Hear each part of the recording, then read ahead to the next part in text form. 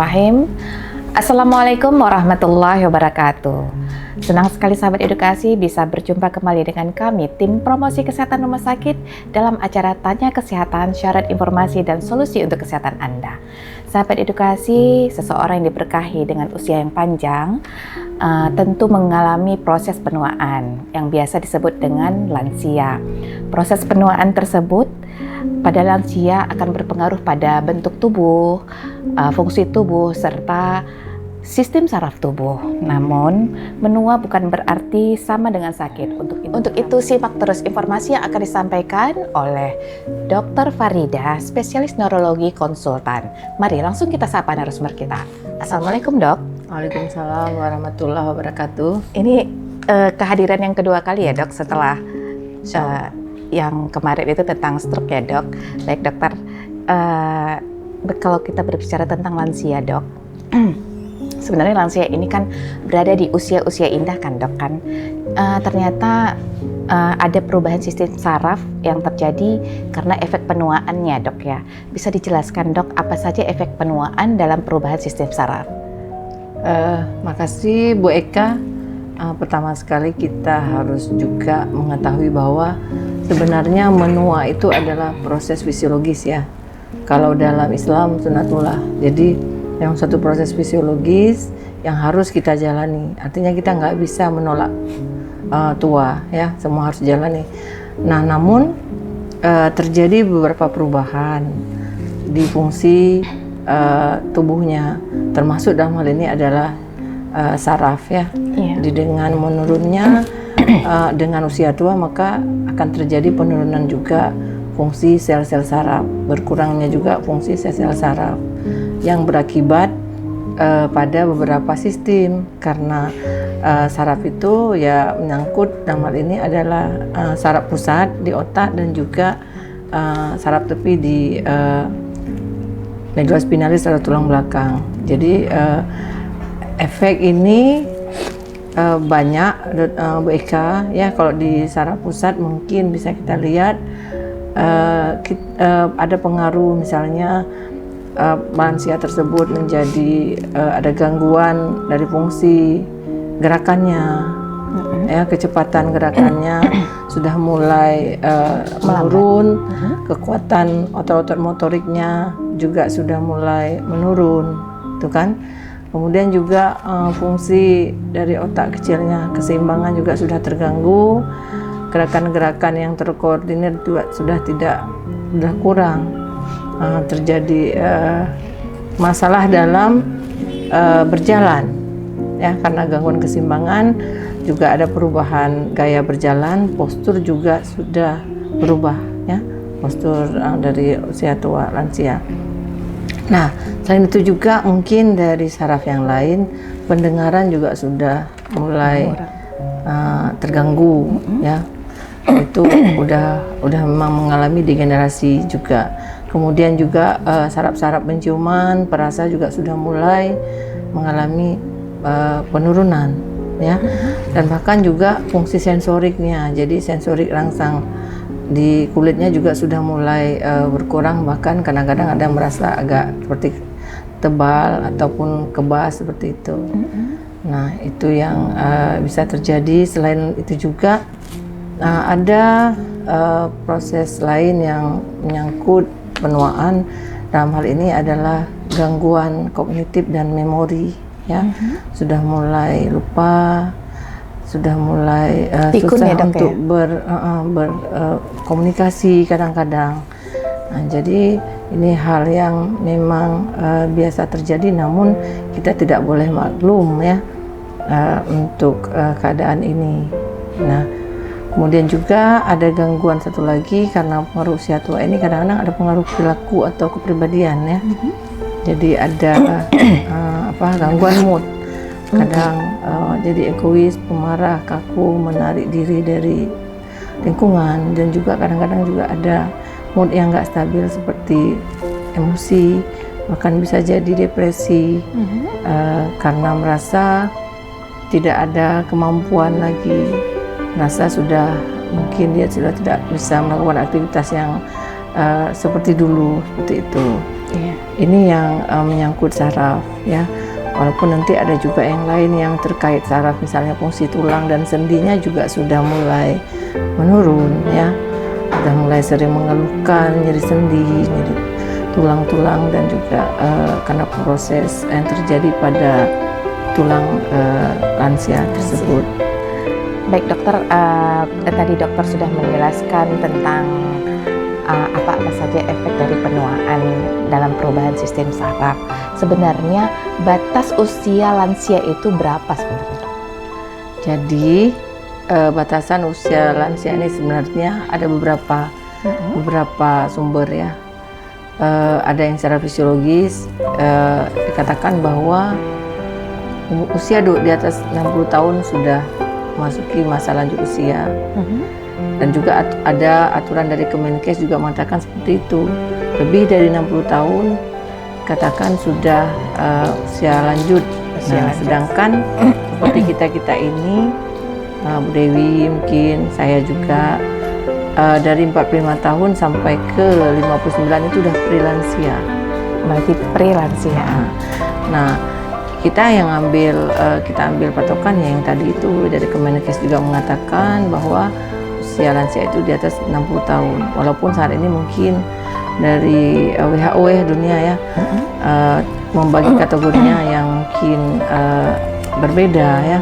60 tahun itu masih usia dewasa muda, 70 tahun baru lansia. Tapi kita kembali lagi ke negara kita sendiri, ke kehidupan kita sendiri yang lebih kira-kira memang lebih sesuai. Jadi kita ambillah lebih dari 60 tahun itu lansia. Lansia berarti usia 40 tahun ke atas itu prelansia. Prelansia. Baik, berarti dari Islam juga ada. Dari Islam juga ada ya. Dari Islam sendiri bagaimana, dok? Umur Nabi aja sampai 60 tahun ya sebenarnya ya kan. Iya. Nah jadi ya memang dari Islam juga sudah kita sudah tahu bahwa memang lebih dari 60 tahun itu memang sudah dikatakan lanjut usia. Sebenarnya itu yang harus kita ikutin. Karena apa? Takutnya batasan usia lansia makin tinggi sampai 70 tahun udah lupa jadinya. Lupa bahwa kita sudah harus mempersiapkan diri untuk kembali ke kampung yang abadi ya. Iya. Jadi itu sebenarnya agama kita sudah mengatur sedemikian rupa, ya kan? Bahwa memang usia 40 ke atas untuk mengingat proses usia itu memang penting yang harus ini. Cuman ini kan hanya sekedar refresh aja bahwa semuanya sudah kembali ke mana ya, ke tahap sesuatu yang kira-kira memang kita sudah tanda-tanda untuk kembali seperti itu. Jadi mungkin ini sebagai apa ya, introspeksi dan muhasabah bahwa adapun proses penyakit yang terjadi pada lansia walaupun pada usia muda nggak ada, itu sebenarnya adalah suatu tanda ya. Jadi janganlah menjadikan suatu masalah bahwa takut menghadapi usia lanjut usia itu, usia tua. Nggak bisa kita hindari, Bu Eka.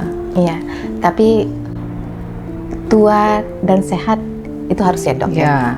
Menua itu pasti. Tapi ya menua dengan bermanfaat tanpa menyusahkan orang lain. Masya Allah, benar. Seperti yang awal tadi dokter jelaskan bahwa ada beberapa efek penuaan yang disebabkan oleh saraf seperti penurunan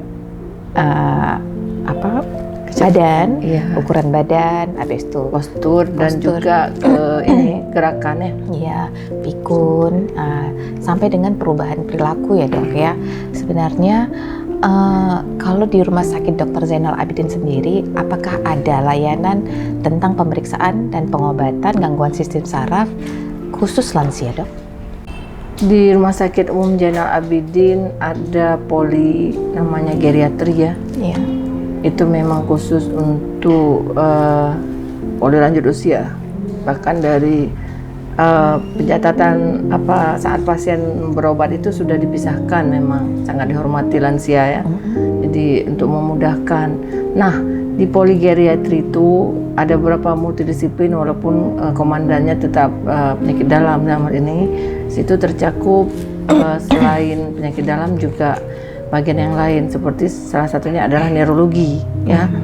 Neurologi masuk ke dalam geriatri karena neurologi itu penyakit neurologi yang berhubungan dengan usia tua, namanya neurodegeneratif. Misalnya penyakit stroke itu juga penyakit neurodegeneratif, penyakit Parkinson, ya, terus demensia, Alzheimer, itu semuanya adalah penyakit neurodegeneratif. Selain juga gangguan-gangguan lain yang tadi, gangguan keseimbangan, gangguan koordinasi, itu juga masuk ke dalam neurologi. Jadi itu salah satunya, neurologi masuk ke geriatri. Kemudian juga multidisiplin lain seperti rehab medik, ya. Rehab medik juga masuk ke disiplin neurogeriatri, poligeriatri, dan juga mungkin bedah ortopedi dalam hal ini karena sering ada masalah dengan tulang, ya. Baik itu pengepuran maupun yang osteoporosis. Nah, jadi ada beberapa disiplin ilmu tergantung juga penyakit dasarnya. Jadi dalam hal ini memang ada di Zainal Abidin ada poligeriatri. Tapi khusus untuk layanan gangguan sisi saraf dipegang oleh dokter spesialis neurologi. Baik, dokter, untuk membantu lansia yang mengalami gangguan sisi saraf karena penuaan, ini untuk pendampingan pasien, dok, apa yang bisa dilakukan untuk bantu mereka, dok? Caregiver maksudnya Bu Eka, ya? Iya. Jadi untuk caregiver ini biasanya adalah keluarganya sendiri. Tapi kalau di luar negeri ada tenaga khusus yang memang mereka belajar untuk menjadi caregiver. Dia mendampingi keluarga-keluarga, ya. Tapi kalau tempat kita masih menganut ya keluarganya sendiri yang menjadi caregiver. Jadi fungsi caregiver ini untuk menghadapi lansia-lansia yang sudah mengalami kehambatan dalam hal aktivitas adalah mensupport, ya, memberikan support, baik support mental maupun yang lainnya. Jadi mental harus selalu disupport lansia tersebut karena memang seperti saya katakan tadi, efek-efek gangguan kepribadian, perilakunya itu pasti sudah ada, ketakutan, sendirian, segala macam. Jadi itu support yang paling penting. Dan seperti perasaan tidak bermanfaat lagi juga ada. Jadi makanya perlu support, apalagi kalau lansia tersebut menderita suatu penyakit tertentu, penyakit kronis. Kita nggak harus ngomong penyakit saraf, apa aja lah, ya. Jadi dia butuh support dari keluarganya, bukan malah meninggalkan dia sendirian, menjauhi dia dari keluarganya. Yang bisa terjadi mudah-mudahan di Aceh enggak, misalnya menempatkan di panti jompo seperti itu. Jadi itu yang jangan. Bahkan seorang caregiver juga harus bisa memberikan nasihat spiritualnya, mengingatkan lagi.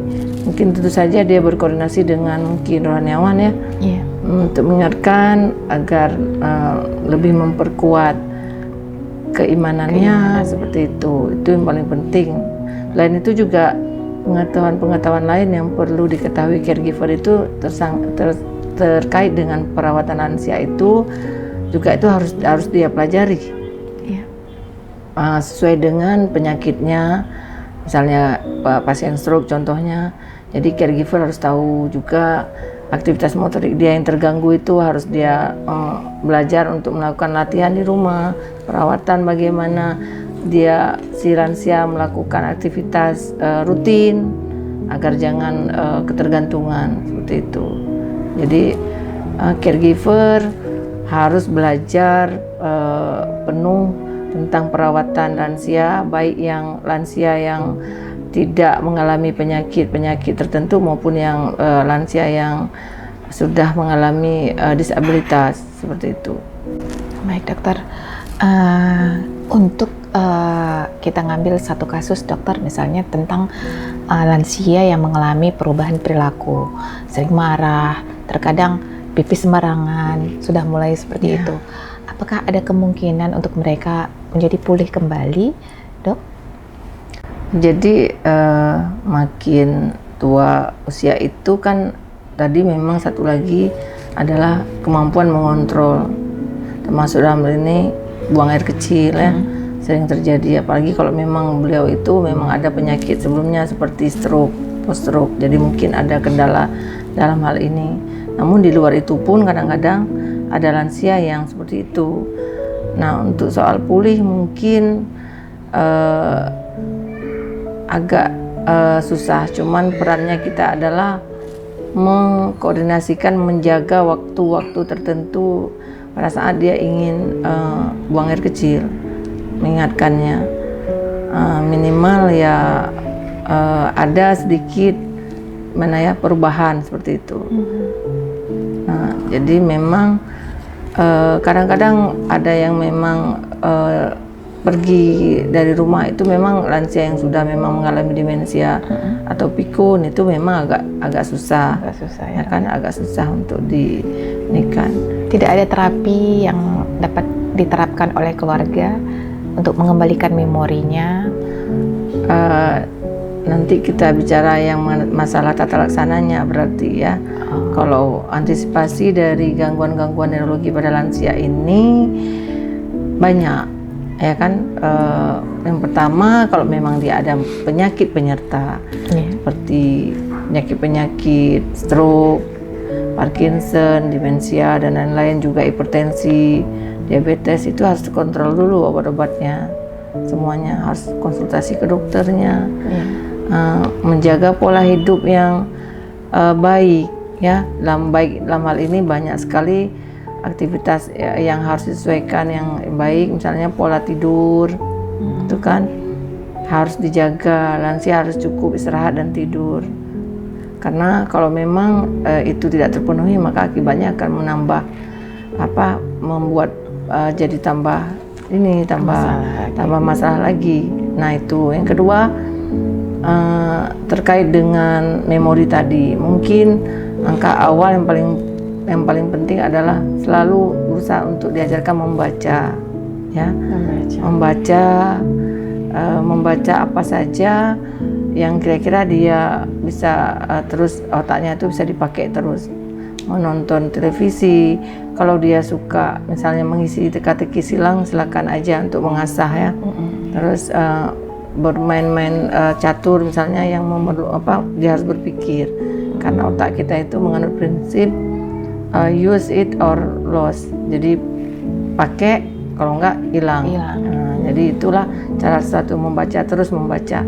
Kalau kita orang muslim ya dalam hal ini ya mengaji ya, menghafal surat-surat pendek, itu yang rasanya lebih cepat ya dilakukan oleh mereka.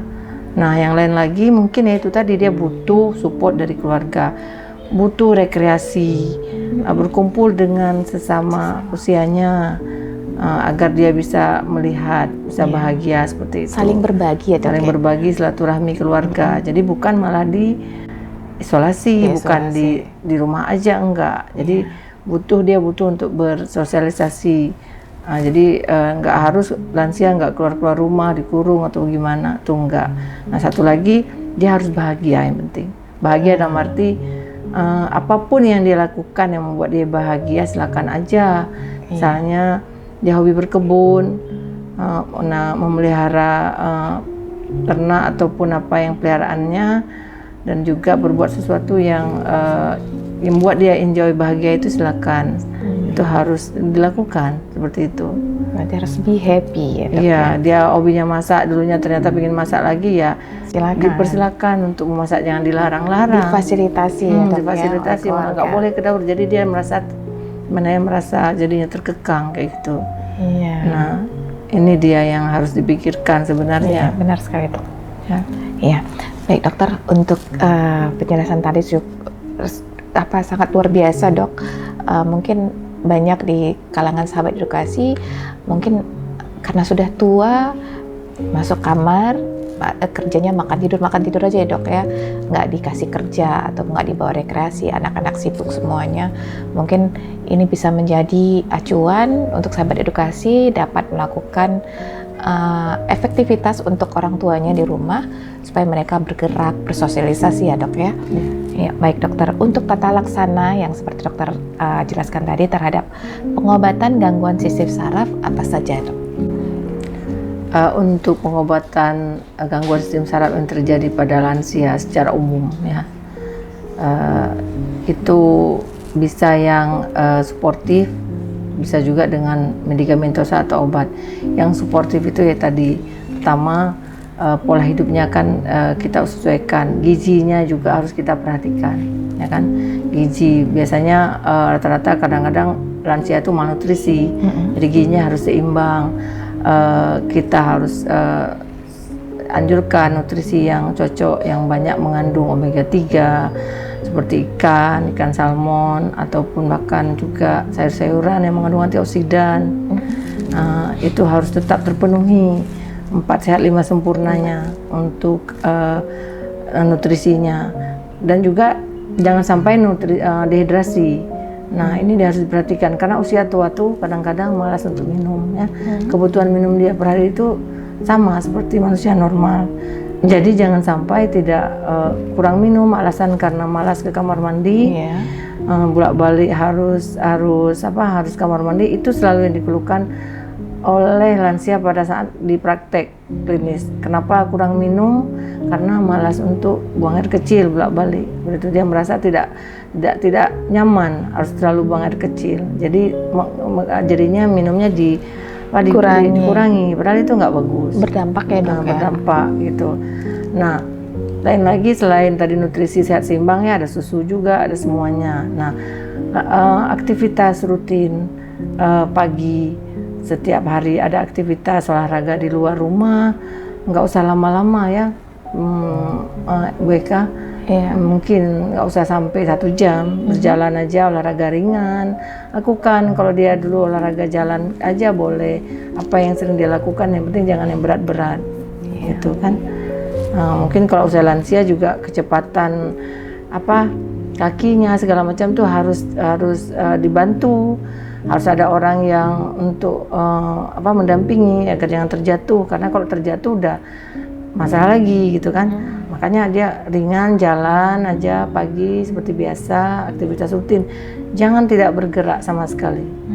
Jangan tidak bergerak sama sekali, justru itu akan membuat masalah baru yang bisa membuat fungsi sendi-sendi dan tulangnya menjadi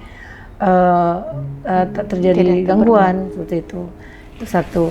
Ini pasti pola hidup kan, tidur, makan, aktivitas rutin, dan juga satu lagi pikiran ya, yang tadi itu stres. Dia harus bahagia, biarkan dia berkumpul dengan teman-temannya, silaturahmi dengan keluarga, ya kan, itulah kebahagiaannya melakukan seperti itu, dan aktivitas yang rutin yang dilakukan itu yang suportif. Sedangkan dengan medikamentosa itu tergantung juga penyakitnya. Tadi kalau memang dia ada gangguan memori, selain dia juga harus melakukan latihan-latihan seperti saya bilang tadi, banyak membaca, banyak mengingat, mengulang-ulang, mendengar, seperti itu kan. Itu juga salah satu upaya. Namun juga dia kalau memang sudah berat gangguan memori harus berkonsultasi dengan dokter khusus yang memang ada untuk memenuhi, mengatasi dengan obat-obat ataupun apa yang bisa membantu memorinya tersebut, walaupun tidak full 100%. Kita ada klinik memori juga di Rumah Sakit Zainal Abidin itu jadi mungkin ada khusus konsultannya juga yang bisa memberikan layanan. Itu satu. Kemudian pada lansia yang lain lagi yang mengalami gangguan keseimbangan, koordinasi, itu mungkin bisa dilakukan fisioterapi ya, latihan berjalan segala macam, untuk melatih kekuatan ototnya, kekuatan sendinya dan lain-lain. Nah, untuk problem yang lain, kalau lansia yang ada masalah dengan penyakit tertentu seperti stroke, sudah pasti terapi stroke-nya juga harus dilanjutkan. Terapi antihipertensinya juga harus dilanjutkan. Juga pengontrolan gula darahnya juga tetap harus dilanjutkan, seperti itu. Itu yang bisa saya jelaskan, Bu Eka. Berarti makin menuju tua harus lebih mengetahui kondisi badan sendiri ya dok ya, tentang hipertensinya, gula darahnya, baik yang lainnya ya dok ya. Baik dokter, biasanya lansia ini kan risiko untuk jatuh ya dok ya. Apakah ada salah satu cara-cara untuk mencegah lansia agar tidak jatuh? Jadi kan saya udah pernah jelaskan tadi, lansia punya masalah dengan postur ya, dan juga enggak terjadi juga bahkan gangguan keseimbangan pada saat jalan, dia agak gimana ya, agak limbung seperti itu. Nah ini latihannya, solusinya mencegah jatuh. Kalau memang ada risiko jatuh, dia harus memang rutin untuk latihan, baik itu dibantu oleh tenaga ahli khusus fisioterapi ataupun di saat sehari-hari di rumah, misalnya dengan alat penyangga, bantuan tongkat yang tidak membuat yang safety ya, untuk bantu. Namun sebenarnya penggunaan tongkat memang tidak boleh dianjurkan pada semua lansia, kecuali memang sudah disabilitasnya memang sangat membutuhkan tongkat. Jadi memang ini dokter rehab medik biasanya memang kompetennya untuk melatih ini risiko jatuh ini. Risiko jatuhnya ya. Baik, salah satunya dapat menggunakan tongkat ya dok ya. Baik dokter. Ya, pertanyaan terakhir dok, apakah ada tips untuk menjaga kualitas hidup lansia dan menghindari berbagai efek penuaan terhadap saraf yang bisa dilakukan sejak usia muda atau menjaga kesehatan otak tetap awet? Baik, jadi pencegahan agar di usia lansia tetap menjadi bermanfaat ya, ceritanya tetap berkualitas. Jadi yang pertama sekali tadi secara umum jalankan pola hidup sehat. Apa aja? Pertama C ya, cerdik ya. Sebenarnya itu adalah suatu upaya untuk semua penyakit, bahkan juga bukan cuma lansia. Pertama cek risiko penyakit. Jadi sudah dari sekarang memeriksakan kesehatan diri, faktor risiko, apakah ada faktor risiko penyakit darah, hipertensi, diabetes, dan juga kolesterol. Nah, otomatis juga menjaga makanannya, menjaga pola makannya seperti apa. Itu berarti kan tidak tunggu tua dulu baru ngecek ya dok ya? Tidak. Jadi juga pola makannya juga disesuaikan, tidak berlebihan, sehingga tidak ada muncul di usia-usia 40 tahun itu sudah mulai ada penyakit hipertensi, sudah mulai menderita diabetes, seperti itu. Nah, itu satu. Berarti apakah perlu kurangi garam dan gula dok? Seperlunya. Kemudian yang kedua, cerdik. Yang kedua, hindarkan asap rokok. Ini udah pasti. Kita minimal kita tidak menjadi perokok pasif juga, ya, memberikan edukasi ke lingkungan yang merokok agar menjauhi merokoknya, ya kan. Kemudian rangsang aktivitas, maksudnya ini adalah rutin beraktivitas olahraga ringan setiap hari, bisa 30 menit atau seminggu 2 kali olahraga ringan. Nah, kalau memang masih seperti masih umur 40 tahun boleh berolahraga seperti biasa, yang diminati apa aja sih, nggak ada masalah, ya kan. Kemudian yang diet seimbang, ya, diet seimbang sini yang selama ini memang mungkin kita kurang sempurna kita lakukan. Jangan cuman kita karbohidrat ataupun protein hewani saja, mungkin harus kita pikirkan juga makanan-makanan yang sehat seimbang, ada antioksidannya, ada yang lainnya juga, seperti itu. Kemudian tidur ya, istirahat yang cukup. Dalam hal ini juga jangan terlalu diforsir, apapun pekerjaan ada batasnya. Kemudian juga pola tidur yang baik sesuai dengan kondisi kita, seperti itu. Nah, yang terakhir K ini adalah sebenarnya intinya pengelolaan stres, ya kan? Jadi sebagai Muslim kita tingkatkan ketakwaan kita dengan mengurangi stres kita. Karena semua orang pasti ada beban pikiran, tapi ya kembali lagi kita sebagai orang Muslim ya harus kita serahkan bertawakal kepada Allah. Saya Cil Eka Putri Ubid dan narasumber kita Dr. Farida, spesialis neurologi konsultan, mohon diri. Dan terima kasih kepada tim hebat PKRS sehingga informasi ini tersampaikan dengan baik. Serta kunjungi juga kanal YouTube PKRS RSUD ZA untuk mendapatkan informasi kesehatan yang Anda butuhkan. Assalamualaikum warahmatullahi wabarakatuh. Salam sehat, salam edukasi. Otak sehat, lansia kuat.